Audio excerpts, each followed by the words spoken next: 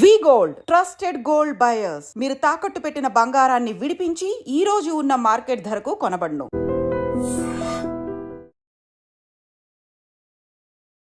Hi hello నమస్తే, welcome back to iDream media. ఈరోజు మనతో ఉన్నారు జిటిఎఫ్ ఫౌండర్ అయిన విశ్వేశ్వర రెడ్డి గారు. ముఖ్యంగా లేటెస్ట్ అమెరికన్ అప్డేట్స్ గురించి సార్తో మాట్లాడదాం. Hi sir. నమస్కారం. How are you sir? Very good. And you? I'm fine sir. Sir, Trump తీసుకొచ్చిన ఒక కీలక నిర్ణయంలో ఎవరైతే అక్కడ స్టూడెంట్స్ F1 వీసా మీద వెళ్ళి ఉంటారో వాళ్ళు ఆన్ క్యాంపస్ కాకుండా బయటకు వచ్చి జాబ్స్ చేయడం ఇంక నుంచి కుదరదు అని ఒక రూల్ పాస్ చేయడం జరిగింది. బట్ అక్కడున్న ఎక్స్పెన్సెస్ చూసుకున్నా, అక్కడ వాళ్ళకి కావాల్సిన అవసరాలు చూసుకున్నా అయ్యే ఖర్చులు ఇండియన్ రూపీస్లో చాలా ఎక్కువ. మరి ఇప్పుడు వాళ్ళ పరిస్థితి ఏంటి? వాళ్ళకి అక్కడ ఎంబసీ ఏమైనా సహాయం చేసే ఛాన్సెస్ ఉన్నాయంటారా? Okay, very good. Good question. యాక్చువల్గా ట్రంప్ వచ్చేసి ఎప్పుడు కూడా ఇది అనాథరైజ్డ్ వర్క్ చేయొద్దు అనేది ఇప్పుడు కొత్త పాలసీ కాదు. It has been there for many years. F1 programme అనేది ఎలా ఉంటుందంటే, ఇక్కడ మనం వెళ్ళే కంటే ముందే ఒక I-20 ఫామ్ అని ఉంటుంది. I-20 ఫామ్లో క్లియర్గా మనకు చెప్తారు ఫీజు, ఎడ్యుకేషనల్ ఫీజు ఎంత అని, తర్వాత బోర్డింగ్ లాడ్జింగ్ ఫీజెస్ ఎంత అని అందులో ఉంటుంది. అది మనకు తెలుసు. అంటే ఒక $20,000 ఎడ్యుకేషన్ ఫీజు ఉంటే ఇంకొక $10,000 ఎక్స్పెన్సెస్ అవుతాయి. సో $30,000 I-20 తీసుకెళ్ళి మనం బ్యాంకుకి వెళ్తాం. ఆర్ లేకపోతే మన ఓన్ ఫండ్స్ ఉన్నా కూడా, so what ever the outlook money, మనం యూజువల్గా మన అబ్బాయిని పంపించినప్పుడు 30 లక్షలు 40 లక్షలు అంటే ఇంకొక 10 లక్షలు యాడ్ చేసుకుంటాం. ఎందుకంటే చేతి ఖర్చులు పోవడానికి రావడానికి. అవుట్లుక్ చేస్తే మనం బ్యాంకుకి వెళ్తాం. బ్యాంకుకు ప్రొసీజరల్గా ఏం చేస్తారంటే అంత అమౌంట్కి లోన్ ఇస్తారు, అంటే మొత్తం డబ్బుకి. So the programme F1 programme ఏంటంటే అమెరికాకి వెళ్ళి చదువుకొని మళ్ళీ వెనకకి వస్తామన్న ఒక ప్రామిసెస్ మీదనే వాడు F1 వీసా US కాన్సులేట్లో ఇస్తారు. నాట్ దట్ వర్కింగ్ అనేది అసలు ఫర్గెట్ అబౌట్, అసలు పని చేయడము అనాథరైజ్డ్ వర్క్ గురించి పక్కకు పెట్టండి. ఆ ప్రోగ్రాంలో ఎక్కడ కూడా ఆ లైన్లో ఉండదు. మీకు ఆస్ట్రిక్లో పెట్టి కూడా రాయరు, తెలుసు కదా, ఫైన్ లైన్స్ అంటారు. అది కాకుండానే ఉంటుంది. సో దానికి మనం అబైడ్ అవుతామని చెప్పి వెళ్తేనే మన US కాన్సులేట్లో వీసా ఇస్తారు. ఆ ప్రోగ్రామ్ని చాలా ఏళ్ళ నుంచి నడుపుకుంటూ వస్తున్నారు. అంటే మన వాళ్ళు వెళ్తున్నారు, అక్కడ చదువుకుంటున్నారు. చదువుకున్న తర్వాత there is another programme H1B. అంటే మాస్టర్స్ అయిపోయాక ఒక 3 years based on the stem. If it's science, technology, engineering, mathematics అయితే 36 months. If it's not that, రెగ్యులర్గా మేనేజ్మెంట్ కోటా కానీ లీగల్ కోటా కానీ అటువంటిది ఏదంటే ఓన్లీ 12 months ఉంటుంది. సో ఆ లైన్లోనే they will go there and they will స్టడీకే. Then during their study of 2 years or 3 years, they will give 5 years visa. Even if it's a 2 years program also 5 years ఇస్తారు. So DBS అంటే duration of study. 5 yearsలో మన వాళ్ళు కొందరు 2 yearsలో complete చేయొచ్చు, కొందరు 3 yearsలో masters చేయొచ్చు. ఆ ప్రాసెస్లో ఏం చేస్తారంటే మనం స్కిల్ని ఏదైతే ఉంటే, వాళ్ళ కొత్తగా నేను I was talking to someone ఏంది, పూల్లో అక్కడ దీనికి ఏంటి యూనివర్సిటీలో పూల్స్ ఉంటాయి. సో పూల్స్లో కూడా మనం అక్కడ పని చేయొచ్చు. అంటే వాళ్ళ స్విమ్మింగ్ పూల్లో గార్డ్గా అది కూడా చేయొచ్చు. లేదంటే టిపికల్గా ఎట్లా చేస్తారంటే మనలంతా మెస్లో చేస్తారు. ఓకే, అక్కడ ఉన్న ఫుడ్ మెస్లో ఉంటాయి కదా, వాటిలో చేస్తారు. తర్వాత ప్రొఫెసర్ దగ్గర అసిస్టెంట్షిప్ చేస్తారు. లేదంటే వాళ్ళకి స్పెషల్ చిల్డ్రన్ ఉంటారు. అక్కడ ఏంటంటే మెంటల్లీ ఛాలెంజ్డ్, ఫిజికల్లీ ఛాలెంజ్డ్ వాళ్ళకి ఏం చేస్తారంటే హెల్ప్ చేస్తారు మనల్ని. సో ఈ రూపకంగా వాళ్ళు ఆథరైజ్డ్ వర్క్, అది కూడా DS అక్కడ ఉన్న ఆఫీసర్ అప్రూవ్ చేస్తాడు. Okay, you do this 20 hours on campus. దీనికి ఇది framework. This is F1 programme. నేను దీన్ని వయలేట్ చేస్తే, ఇది కాకుండా ఇంకేం చేసినా అది వయలేషన్.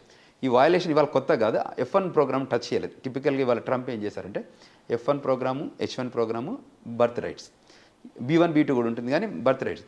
సో F1లో ఏం చేయలేదు, కాకపోతే ఆడిట్ మొదలుపెట్టారు. Just to site audit. H1B programme ఏం చేశారు, మోర్ సైట్ ఆడిట్. అంటే ఎక్కడైతే వర్క్ చేస్తున్నారో మీరు, ఏదైతే H1Bలో ప్రోగ్రాంలో I-129లో ఉన్నారో ఆ అడ్రస్లో మీరు పనిచేస్తారో చేతిలో చెక్ ఇస్తున్నారు. ఈ స్టూడెంట్లకు మీరు అన్నారు కదా, ఇప్పుడు వాళ్ళు రాకపోతే అక్కడ చేయలేకపోతే ఇప్పుడు పని ఇది ఓవర్ వర్క్ ఏంటంటే మన వాళ్ళు ఏం చేస్తున్నారు, ఆ సిస్టమ్ని F1 ప్రోగ్రామ్ను కుల్లబొడవడానికి కోసం వెళ్ళి ఒక సెమిస్టర్కి ఫీజు కట్టి ఇక్కడ లోన్ వచ్చిన పక్కకు పెట్టి అక్కడ సంపాదించిన డబ్బుని ఇక్కడ కడుతున్నారు. ఓకే, అది వయలేషన్ టోటల్. అర్థమైంది కదా, ఇప్పుడు క్లారిటీ ఉంది కదా. సో ఎక్కడైతే వాళ్ళు అసలు ప్రోగ్రామ్ వేరు, ఇక్కడ లోన్ ఇస్తారు. మీరు ఎంత 40 లక్షలు అయితే 40 లక్షలు లోన్ ఇస్తారు. కోర్సు డ్యూరింగ్ కోర్స్ ఏమి అడగరు డబ్బు, తెలుసు కదా. మాస్టర్స్ అయిపోయాకనే అది స్టార్ట్ అవుతుంది రీపేమెంట్స్. ఇటు చదువుకుంటుంటే కాదు. సో వీళ్ళు ఏదైనా దాన్ని పెట్టుకొని లోన్లలో రకరకాల గేమ్స్ ఆడి చివరికి ఇబ్బంది పెడుతున్నారు. వాళ్ళు ఇబ్బంది పడుతున్నారు, వాళ్ళ పేరెంట్స్ ఇబ్బంది. ఈ వయలేషన్ అవుతే అప్పుడే కాదు, వాళ్ళు ట్రాక్ చేస్తుంటారు, ఫైట్గా ఉంటారు. F1లో ఈ ప్రోగ్రామ్స్కి అంటే ఏదైతే ఈ పిల్లలకు డబ్బు కట్టాలి అని అంటే ఫీజుకి ప్రిపేర్ అయితేనే అమెరికాకి రండి. ఫీజుకి ప్రిపేర్ కాకపోతే రావద్దు. అమెరికాలో కూడా వాషింగ్టన్ DCలో ఒక ఫీజు ఉంటుంది, అట్లాంటాలో ఒక ఫీజు ఉంటుంది, ఫ్లోరిడాలో ఒక ఫీజు ఉంటుంది, స్టేట్ యూనివర్సిటీస్ ఉంటాయి. తర్వాత స్కాలర్షిప్స్ కూడా ఇస్తారు. మీకు మంచి ఎబిలిటీ స్కిల్ ఉంటే go for the scholarship courses. You don't have to pay పని. మన వాళ్ళు ఏంటంటే ఇది ఒక ఫాల్స్ ప్రెస్టేజ్ వచ్చి మేమంతా అమెరికా వెళ్ళాలి, అమెరికాకి వెళ్ళి మేము ఏదో సాధించాలి, అమెరికాకి వెళ్తే ఎక్కువ డబ్బు వస్తుంది, కట్నాలు వస్తాయి, ఇంకే రకంగా అయితే ఇక్కడ సోషల్ ప్రైడ్ ప్రొఫైల్ క్రియేట్ అవుతుంది అనే ఉద్దేశంతోనే వస్తున్నారు. మిడిల్ క్లాస్ ఫ్యామిలీస్ నుంచి వాళ్ళ ప్రొఫైల్ ఏం లేకున్నా కూడా, డబ్బు లేకున్నా కూడా లోన్లో గవర్నమెంట్ స్కాలర్షిప్ వస్తే గవర్నమెంట్ స్కాలర్షిప్తో రండి, లోన్ రూపకంగా రండి. ఆర్ మీ పేరెంట్స్ అఫోర్డబిలిటీ అంటే if they can afford to send you and America అయితే రండి. కానీ ఇటువంటి వయలేషన్స్కి రావద్దు. వయలేషన్స్కి వస్తే టిపికల్గా దే విల్ ఇంకా ఎట్లుంటాయి పోర్ట్ ఆఫ్ ఎంట్రీలో ఒకసారి వచ్చి మాస్టర్స్కి వెళ్ళి మళ్ళీ ఇంట్లో పేరెంట్స్ని చూడడానికి వెళ్ళి మళ్ళీ లోపలికి వస్తారు కదా, అప్పుడు ట్రాక్ చేస్తారు. ఎప్పుడైతే పోర్ట్ ఆఫ్ ఎంట్రీలో సిబిపి ఆఫీసర్ కూర్చుంటాడు, చాలా ఉంటుంది. యూనివర్సిటీ I-20 ఇస్తుంది, ఇక్కడ కాన్సులేట్ వీసా ఇస్తుంది, అమెరికాలకు రావడానికి సిబిపి ఆఫీసర్ అప్రూవల్ ఇవ్వాలి. సో ఎన్ని స్టెప్స్ ఉన్నాయో చూసారు కదా.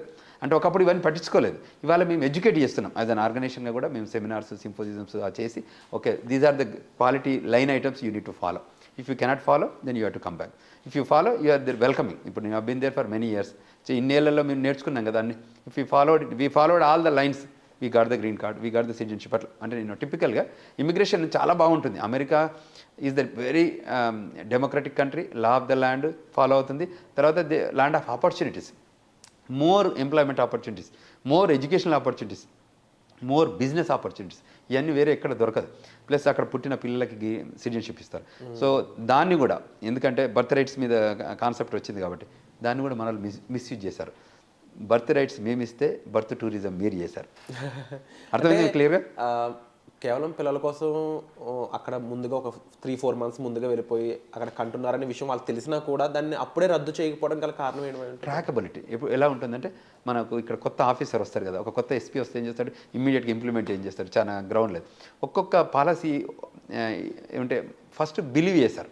అంటే టిపికల్గా ఏంటంటే మీరు వచ్చి ప్రాపర్గానే ఉంటున్నారు అనుకున్నారు, కానీ ఎప్పటి వరకు వచ్చారంటే 98% ఫ్రాడ్ దాకా వెళ్ళింది. +or-3% ఎప్పుడు వెల్కమ్ చెప్తుంది ఎవరైనా ఇట్లా ఇమీడియట్గా యాక్ట్ చేయరు. Once it's accumulated then it is an accumulated anger. అర్థమైంది కదా మీకు? అది పర్సెంటేజ్ పెంచుకుంటూ వెళ్తే అసలు మేము అక్కడికి వెళ్ళేదే పిల్లలు కనడానికి వెళ్ళే ప్రోగ్రామ్ మీద వెళ్తే ఎలా ఉంటుంది? అక్కడ అనుకోకుండా పిల్లలు పుట్టడం వేరు, కానీ అదే ప్రోగ్రామ్ మీద చీటింగ్ చేద్దాం కంట్రీని అని వెళ్తే వాళ్ళు అబ్జర్వ్ చేస్తారు. డెమోక్రటిక్ పార్టీ మోర్ టిపికల్గా లిబరలైజేషన్ ఉంటుంది, ఇది రిజిడ్గా ఉంటుంది. Republican Party they are more nation first, rightist wing of the country. So వాళ్ళు క్లియర్గా చెప్తారంటే మా కంట్రీ రూల్స్ ఫాలో అయితేనే మీరు ఉండండి, లేకపోతే మేము పంపించేస్తామని ష్రూడ్గా ఉంటారు. ఇక్కడ డెమోక్రటిక్ ఏంటంటే ప్రపంచంలో ఏ గొడవ అయినా, ప్రపంచంలో ఎక్కడ అసైలం ఇష్యూస్ అయినా, ప్రపంచంలో కొట్లాడుకున్నా కూడా వాళ్ళని తీసుకొచ్చి ఈ కంట్రీలో పెట్టుకుంటుంది. మంచి ప్రోగ్రామ్ ఉంది అందులో కూడా. మొన్న ఆఫ్ఘనిస్తాన్ వాళ్ళకి మంచిగా ఇచ్చారు, వాళ్ళకి రావడం వాళ్ళకి వర్క్ పర్మిట్ ఇచ్చారు, ఫ్లైట్లలో తీసుకొచ్చి డంప్ చేశారు, దాన్ని కూడా జియోగ్రఫికల్గా కూడా డిస్ట్రిబ్యూట్ చేశారు. వాళ్ళందరికీ ఫుడ్ స్టాంప్స్ అంటారు, ఫుడ్ స్టాంప్స్ కూడా ఇచ్చారు, అంటే వెల్కమ్ చెప్పి ఇచ్చారు. బట్ ఇప్పుడున్న పోస్ట్ పాండమిక్ రెసిషన్లో America is not welcoming. So అది ప్రాబ్లం, అదే రప్చర్ తప్ప. కానీ Trump is the personality wise ఆయన ఏమంటారంటే లీగల్ ఇమిగ్రేషన్గా రండి, క్వాలిటీ పీపుల్ రండి, స్కిల్డ్ లేబర్ రండి, we welcome it. But cheat చేయడానికి వచ్చారనుకోండి, we don't welcome it, we will send you. అది సంఖ్యలు, కాళ్ళకు బంధాలు, వాట్ ఎవర్ యూ సేవ్ కనిపిస్తున్నాయి కూడా, కనిపిస్తున్నాయి చేస్తారు. అవి వయలేషన్ అయితే ఇప్పుడు నేను ట్రాఫిక్లో వెళ్తూ నేను అక్కడ ఉన్నామని కూడా నేను వయలేట్ చేస్తే నాకు కూడా హ్యాండ్ కప్ వేస్తారు. ఇట్స్ నాట్ దట్ వీళ్ళకి వేస్తారు వాళ్ళకి ఏరని ఉండదు. తప్పు చేస్తే ఎవరైనా, నేను DUIలో దొరికాను అనుకోండి, నాకు కూడా హ్యాండ్ కప్ వేస్తారు, అక్కడ వేసి పట్టుకుపోతారు. సో ఇన్ కేసు నేను అనేది అరెస్ట్ చేస్తే ఎలా ఉంటుంది, ఇక్కడ కూడా ఏంటంటే వయలేషన్స్ క్లియర్గా ఏంటంటే అంతకుముందు లా ఆఫ్ ద ల్యాండ్ పూర్తిగా తెలియలేదు, ఇప్పుడు బాగా తెలుస్తుంది. కాబట్టి ఈ law of the land follow కావాలి. మేముంది, లా ఫర్మ్స్ ఉంది, నాన్ ప్రాఫిట్ ఆర్గనైజేషన్స్ ఉంది. ఏంటంటే వీ వాంట్ టు ఎడ్యుకేట్. ఇప్పుడు మేము ముందు వెళ్ళాము ఒక 25 ఏళ్ల క్రితం, వాళ్ళని కూడా రావాలనే కోరుకుంటున్నాం. ఆ ప్రోగ్రామ్ని యూటిలైజ్ చేసుకోమంటున్నాం. మీరు అక్కడ కూడా సెటిల్ కండి, ఎందుకంటే generation will move on. The new generation is marching towards to America. We want to welcome everyone. వాళ్ళు కూడా రావాలి, కష్టపడి చదవాలి. నేను మాట్లాడుతుంటే చెప్పామండి, $10 $12 వెళ్ళి గ్యాస్ స్టేషన్, గ్రోసరీ, లిక్కర్ స్టోర్లో పనిచేయడం ఎందుకండి? మీరు కష్టపడి చదివి మీ ఎబిలిటీ చూపిస్తే $100,000 జాబ్ ఆర్డర్ రెడీగా ఉంది. Just focus on that $100,000. Why you want ఇవంటి పని చేస్తూ భయంగా బతుకుతుంటారు. సో మోస్ట్ రీసెంట్ ఇంకా హ్యాపెనింగ్ ఏంటంటే నాకు ఒక పేరెంట్ కాల్ చేశారు, మాకు every day other than my sleep hour ప్రతి మచ్ ఇమిగ్రేషన్ లాలో ఉన్న వీళ్ళందరూ రిక్వైర్మెంట్స్ వస్తుంటారు, మన ఆఫీస్ కూడా వస్తుంటారు. కాబట్టి చెప్తున్నాడు, మా అబ్బాయి అక్కడ వెళ్ళి పని చేస్తుండండి, ఏం చేయమంటారు ఇప్పుడు అంటే ఆపేయాలని చెప్పాను. క్లారిటీ, యూ షుడ్ స్టాప్ అన్నాడు. అంటే సాయంత్రం 5 తర్వాత పని చేయొచ్చా అండి అన్నాడు. అంటే ఎందుకు అన్నాడు అంటే 9 to 5 వచ్చి ఆడిట్ చేస్తారట, 5 తర్వాత ఆడిట్ చేయరట అని. 5 తర్వాత CBP ఆఫీసర్కి తెలియదా, గవర్నమెంట్కి తెలియదా ఎప్పుడు వెళ్ళి ఆడిట్ చేయాలని? మనకేం తెలియదు, వాళ్ళకేం ఉంటాయి. 150 దేశాల్లో ఉన్న కంట్రీ వాళ్ళని అక్కడ మేనేజ్ చేస్తుంది ఆ కంట్రీ అంటే కామన్ సెన్స్ ఉండాలి కదా మనకు కూడా. అంటే ఇంకెంత వీలైతే అంత చీట్ చేద్దామా, ఇంకెంత వీలైతే వాట్ ఐమ్ టాకింగ్, అర్థమైంది? Very clear. అంత ఇంకా చీట్ చేద్దామని లేదు పని చేయొద్దు, ఇది rule norms, you need to stop it. లేదంటే ఎప్పుడో దొరుకుతారు వాళ్ళు, ఇవాళ కాకపోతే రేపు కాకపోతే ఎల్లుండి దొరకడం, ఎందుకంటే పోర్ట్ ఆఫ్ ఎంట్రీ లేకుండా ఇండియాకి వెళ్ళి మళ్ళీ రాకుండా అయితే ఉండరు కదా. ఈవెన్ 10 ఏళ్ల తర్వాత కూడా వాళ్ళు వయలేట్ చేశారని వాడు గమనిస్తే 10 ఏళ్ళకి కూడా వాళ్ళు వీసా క్యాన్సిల్ చేసి పంపిస్తారు. యూఎస్ సిటిజన్షిప్ కూడా ఇంకా వినాలి ప్రేక్షకులు, అమెరికన్ సిటిజన్షిప్ న్యాచురలైజేషన్ సిటిజన్షిప్. ఇప్పుడు ఇండియాలో పుట్టి అమెరికా వెళ్ళిన వాళ్ళకి F1 కానీ H1 కానీ 140 కానీ 485 కానీ గ్రీన్ కార్డ్ కానీ సిటిజన్షిప్ తీసుకోవచ్చు.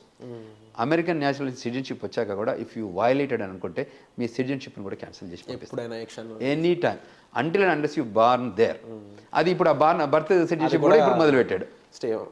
ముఖ్యంగా ఫస్ట్ రూల్ ఏదైతే స్టూడెంట్స్ ఆన్ క్యాంపస్ జాబ్స్, ఇది అయితే ముందు నుంచి ఉన్న రూలే, ఇప్పుడు కాస్త కఠినత్వంగా ప్రాపర్గా మేనేజ్ చేస్తూ దాన్ని యాక్చువల్గా ఎలా ఉందో దాన్ని అలా పాటించే విధంగా వాళ్ళు రూల్స్ మార్చడం జరిగిందని సార్ చెప్పడం జరిగింది.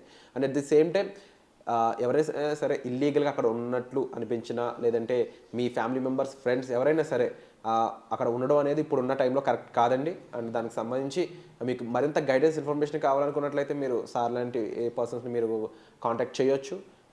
ముఖ్యంగా స్టూడెంట్స్ అనే వాళ్ళు అక్కడ చీప్ లేబర్కి అలవాటు పడడం, లేకపోతే చిన్న చిన్న జాబ్స్కి అలవాటు పడడం కంటే కూడా మీ స్టడీ మీద ఫోకస్ చేయండి, మీ స్కిల్ సెట్ని గ్రో చేసుకోండి.